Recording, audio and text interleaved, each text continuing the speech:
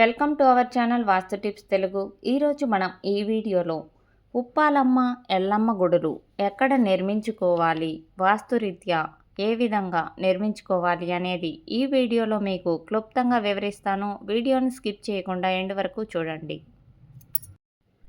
ఉప్పాలమ్మ, ఎల్లమ్మ, రేణుకాదేవి అంటూ తెలంగాణ మరియు వారి పరిసర ప్రాంతీయులు గుడులు కట్టి పూజలు చేయుచున్నారు, మేలులు పొందుచున్నారు. దైవమును నమ్మిన వారు చెడరు అనే నానుడి ఉన్నది. అట్లాగే చుట్టాలు తిన్న ఇల్లు సొరబోతుంది, దేవతలు తిన్న ఇల్లు అభివృద్ధి చెందుతుంది అంటారు పెద్దలు. ఉప్పలమ్మ, ఎల్లమ్మ గుడులు ముఖ్యంగా బాత్రూమ్, లెట్రిన్లకు వీలున్నంత దూరముగా ఉండుట మేలు. గతంలో కట్టిన వారు వాటికి అడ్డుగా గోడలు కట్టుకునుట మేలు. ఉప్పాలమ్మ, ఎల్లమ్మ గుడులు సర్వసాధారణముగా ఇంటికి ఉత్తర వాయవ్యంలో నిర్మించుచున్నారు. ఇది శుభదాయకమే కానీ ఉత్తరము ప్రహరీ గోడను అంటకుండా వీలున్నంత ప్రదక్షిణకు అనుకూలముగా ఖాళీ ఉంచి నిర్మించుకోవాలి. వాయవ్యంలో సాధ్యపడని వారు ఈశాన్యంలో చుట్టూ ప్రదక్షిణకు ఖాళీ ఉంచి ప్రహరీ గేటులకు అడ్డు లేకుండా నిర్మించుకొనవచ్చును. ఈశాన్యంలో సాధ్యపడని వారు సింహద్వారమునకు అడ్డు లేకుండా తూర్పు దిశలో కూడా నిర్మించుకొనవచ్చును.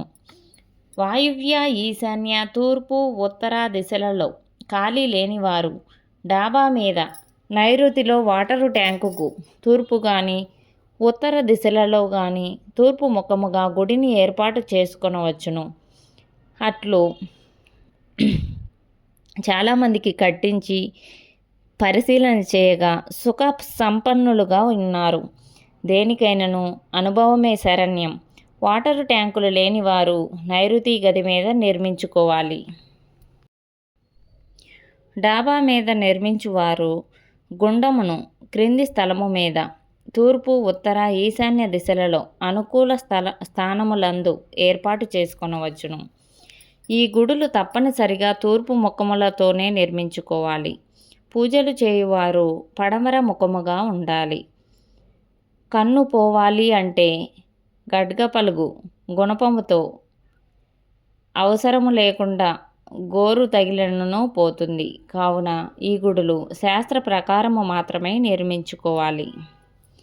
ఉప్పాలమ్మ, ఎల్లమ్మ, రేణుకమ్మ గుడులు ఆగ్నేయ, దక్షిణ, నైరుతి, పడమర దిశలందు నిర్మించరాదు. తూర్పు, ఉత్తర, ఈశాన్య దిశలలో హెచ్చుదొడ్లు ఉన్నవారు అందలి వాయువ్య లేక ఈశాన్య దిశలలో గుడులు నిర్మించుకొనవచ్చును. గుండము అంటే తినగా మిగిలిన ఎముకలు, ఇస్తరాకులు గొయ్యి తవ్వి అందుపెట్టి పూడ్చుదురు. ఈ విధంగా ఉప్పాలమ్మ, ఎల్లమ్మ, రేణుకాదేవి టెంపుల్స్ నిర్మించుకోవాలని ఈ వీడియో ద్వారా మీకు వివరించాను. వీడియో నచ్చితే లైక్ చేయండి. మరిన్ని వీడియోస్ కోసం మా వాస్తు టిప్స్ తెలుగు ఛానల్ని సబ్స్క్రైబ్ చేయండి. వీడియో చూసినందుకు ధన్యవాదములు. Bye bye.